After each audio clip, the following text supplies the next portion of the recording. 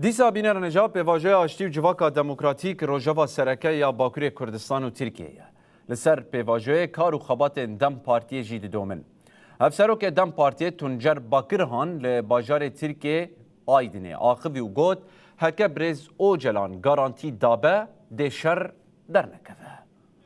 Dolayısıyla ülke bölünür kaygısını aklınızdan çıkarın. تنجر باکرهان گود برز او جلان اف پیواژو دای دست بکرن هکه برز او جلان گارانتی دابه شر و پرچون جاره کدن در ناکوین. باکرهان بالکشاند لسر قانون چارچوبی و دیار کر که اف قانون شر و پرچون دوره دردخه و پرزگری که دبه سر زمین حقوق و سیاسی.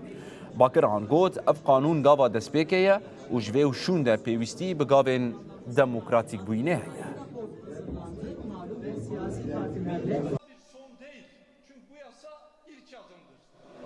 Bu yasanın kendisi Kürt meselesinin demokratik çözümü değil.